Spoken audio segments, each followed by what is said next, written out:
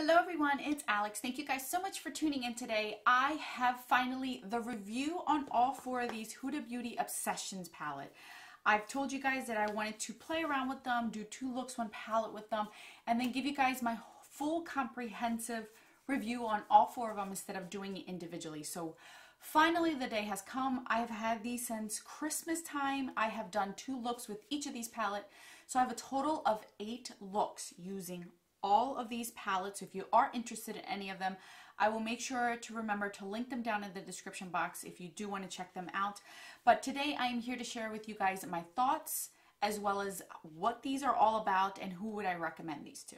Okay, so let's start out with the basics. These are each $27. They are available at Sephora as well as the Huda Beauty website. I have almost certain that these are permanent. They may go away after a while, I don't know, but at least for right now they seem to be permanent.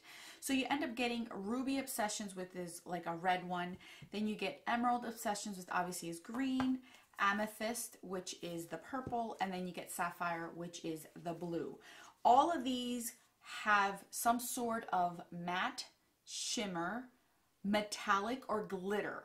Not all of them have the same ratio of shadows within them, but most of them, if not all, have at least one of all of these type of finishes. Now this formula, like I had reviewed the first set that came out, the first 3 minus the electric one. Now I do own that one, but that's besides the point. I had mentioned there that these are super pigmented.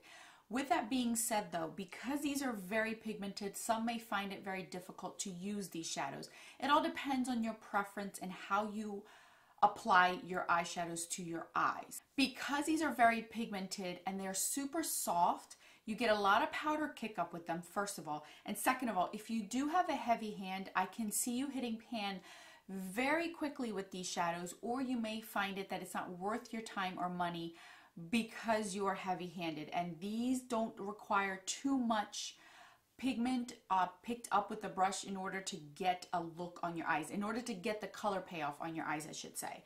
So if you have a heavy hand, you might not like these. Now with that said, the glitter and the metallic ones, I find that they work best either wet with a glitter glue or with your finger.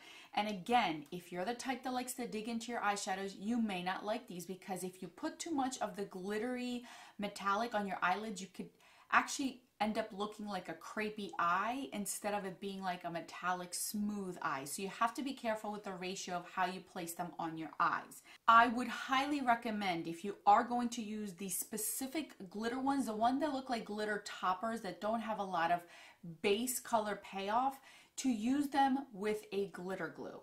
I have found that if you do not use a glitter glue throughout the day, you will get fallout all over your face, and it'll be very hard to take it off because of the consistency of the actual shadow. That happened with me with the first bundle set that I reviewed, and this happened again with these. If you know how to work with them, you should be fine. Now, I'm not saying that's going to work for everyone, because I know there are a few people that still, even with glitter glue, it may not work. But I want to be honest with you guys. They look beautiful, but you may have that fallout if your eyes just are either hooded, or you don't have a lot of lid space, or whatever the case may be that you find issues with glitter, you may find them with these. All of these, I cannot say there's one specific eyeshadow that did not give me color payoff, that did not work for me in the respective way that it should be used or recommended to be used. Now I say that loosely because I find it that whenever someone says that you need to change your makeup technique for a specific palette, some people may get offended. Just like with the Subculture palette, I reviewed that palette, and a few people disagreed with me in the fact of changing your makeup technique, your way of applying your eyeshadow, in order for the eyeshadow to work. Now I'm going to give you an example. If you're the type of person that, for neutral shadows, I completely agree that you can go crazy, you can be sloppy, you can blend to your heart's desire when it comes to neutral everyday eyeshadows, because they're very close to your skin tone, so they're more forgiving. When you use very pigmented colored eyeshadows, it's a little bit harder to do that. If you blend like crazy with colorful eyeshadows, you're going to end up with a muddy mess. sometimes is not the actual eyeshadow, it's the way that things are applied. I'm not saying, please, I am not saying that you're doing it incorrectly. It's just I'm being honest. So I don't want you to spend the money on these palettes if you do not want to change your makeup technique, or you are not comfortable, or you don't know how to make these work to not make your eyes look muddy. Because I did get some individuals telling me that in certain palettes of these certain shades, they looked muddy on them. When I used them on camera, they came back to me and told me that they realized it's the way that you apply the eyeshadow that doesn't make it look muddy. So then they tried it the way that I did it. The way that I have been able to use these eyeshadows and how I treat most of my color eyeshadow palettes is I don't go in and just blend like crazy. You guys have seen how I do it. I tell you guys, I pack on the shades depending on what shade I'm using. If it's a transition colorful shade, I'll blend that out. But if I am packing on a deeper shade, a more vibrant shade, I always pack it first, then blend it out, specifically the edges, to keep the vibrancy. If I need to build on it, I'll do it, but I start little by little. That may not be somebody's technique. The example I want to give you is, if you buy a pigment, you wouldn't treat it the same as if you had an eyeshadow palette. Most of us with eyeshadow palettes, you either tap your brush in or swirl it and then go in. You're not going to open up a pigment, tap your brush in, or swirl it into the pot. That's not how pigments work. You change the way you're using that product.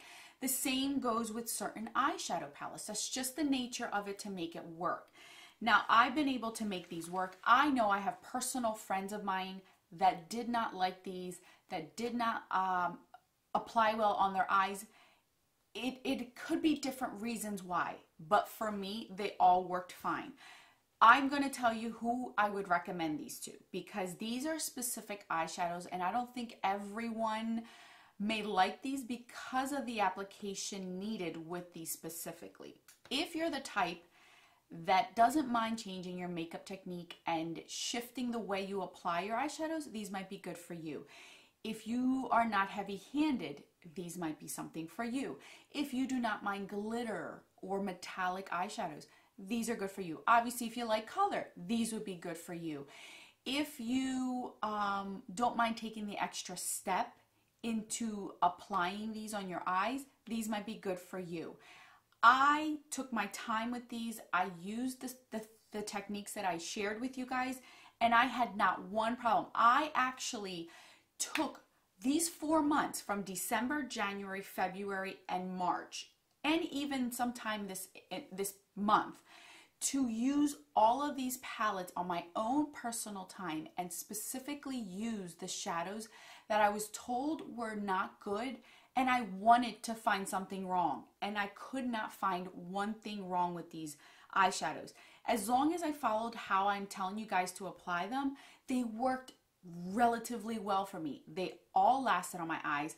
I did not get any fallout because of the way that I used my bases or the way that I applied them. These are tricky shadows. I'm not going to say these are the easiest. I'm not going to recommend these to somebody who's starting out with color. It's not for everyone, and I understand that. But I do like them. I personally like them. I have found a way to work with them. I'm not saying I am the best and my technique is the best. I'm not saying that at all. But I did have to shift a little bit of my techniques in order for these to work, and they worked beautifully on my eyes. I have tried different variations. I mixed palettes together, mixed and matched different colors, and I enjoyed every color that came out. Now, as you guys, I'm going to show you these palettes because these look beat up, because again, I have been using these for about 4 months on and off. Look how beat up these suckers look. Like, these are beat up. They're dug in. You could see some dents in some of them. Because these are so soft, you will find dents in here real quick. If you shove your finger in one of these glitter shadows and dig, you're going to end up having an overspill of the shadow around it, and you may end up hitting pan after a few uses, because if you do have a heavy hand, that's what's going to end up happening. That's basically my overall thoughts on these. These are not for everyone. Do not buy these if you don't like color, and if you don't want a fussy eyeshadow formula, don't get these. there's other formulas out there that are a lot more user-friendly, that are colorful, that blend a lot better. I'm not saying that these are the best, because I have found other formulas that are way better in their mattes and a lot better in their glitter and metallic formula that are so much easier to use. But I'm not holding that against these, because they still work. They still performed at the end of the day. I still like my looks at the end of the day. It's just these are not created equal for everyone. These are made for a specific type of person, individual, that is willing and wanting to work with these. And I just hope you guys understand where I'm coming from. I'm not saying that, you know, you have to be the best of the best to use these. It's just, I can't say that go out and get these, you're going to love these and you're going to have fun with them, because I don't think everyone is going to enjoy them. And like I said, I have friends of mine here on YouTube that didn't like them and returned them because they just didn't like the formula of them. And that's completely understandable. Now I'm going to tell you guys, out of these 4, I was very shocked and surprised at the ones that I've liked the best. Now I'm going to explain to you guys my thought process. All of these I enjoy. All of these I'm going to keep. All of these I'm going to continue to use, because I find them to be fun and different for me to use. My least favorite, honestly, is the amethyst. And the only reason why I'm putting this on the bottom of my list is because of the fact that purples to me is so common. You can find a purple eyeshadow palette for years now. Purple has never been a color that has been, ooh, nobody has that type of palette out. There's always purples in palettes, or there's plums or mauves. So there's some sort of variation of purple. So if I were to redo this and only pick and choose the ones I want, this is the one that I probably not purchase. I love the looks that came out with it, but I feel like it's very generic for me, because I've always loved color for so long that I have so many of these. So that's the only reason why this one's the bottom. The one that follows that one is the sapphire, for the same reason. Blue for me has always been common. It's always the pop of blue in a palette, and you can see these. Now the only difference is this green in here. That's the only pop of shade in here that's not common in a blue. But other than that, all these you could find somewhere in a pigment or a silver. So this one would be the other one that I would say, if you have purples and blues, these are the ones that I would skip out definitely. You don't really need these, and I use that word loosely, need, because you don't need anything. But if you already have blues and purples, this is not anything different and unique to your collection. It's not adding anything unique. Now the last 2 I would say are the most unique and the ones that surprised me the most. Now obviously emerald green's my favorite color, but I'm not choosing this one to be one of my top favorites because of my favorite color. It's because green palettes are very seldom and far and few in between in my collection. Not until this year have I seen so many green eyeshadow palettes come out, but before this year, it was very rare to find an all green eyeshadow palettes with different variations. So this is very unique to my collection. At this point, as you guys know, I'm not buying every palette out there. I'm not, I'm being very specific about what I want this year. So this is truly my one and only green eyeshadow palette that I own at the moment. So for me, this is very unique. It's different. It's my favorite color, and I really like it. So this is up there in me on top of my list, and this would be one that I would rush out to get first for me personally. Now this one was the one that I thought I wasn't gonna like the most. I thought this one was gonna be the one that I was gonna hate, and I wasn't even looking forward to using this one. And let me tell you, this one surprised me the most out of all 4 of them. How beautiful these shadows are, how well they performed, and how good I was able to pull off a red eyeshadow. It's very difficult to pull off a true red eyeshadow, and I'm not gonna lie to you, this color right here scared the bejesus out of me. I was just like, oh my goodness, how am I gonna pull that sucker off? And even you guys commented on my 2 Looks 1 palette how well I was able to pull off a red eyeshadow. I didn't even know I could pull off a red eyeshadow that well, and I'm very, very shocked at this palette.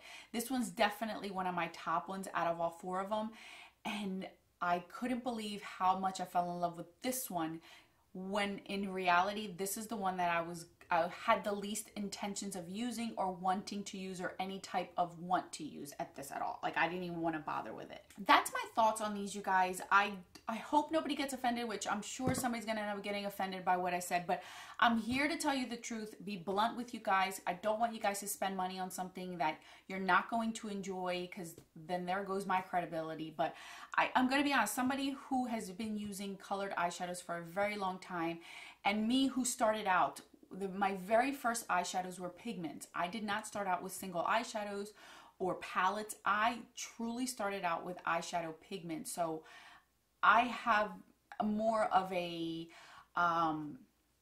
like a chameleon personality when it comes to makeup. I just adapt to them to be able to work with what I have, because a lot of people don't like pigments. They're very hard to use. So that's my thought on all these four.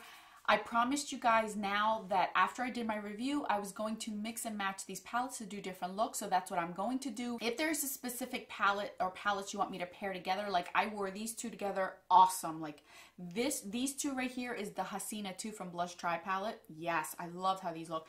This is another one I could do for 4th of July. It's up to you guys. Christmas could be these two, your typical purple and blue that go together.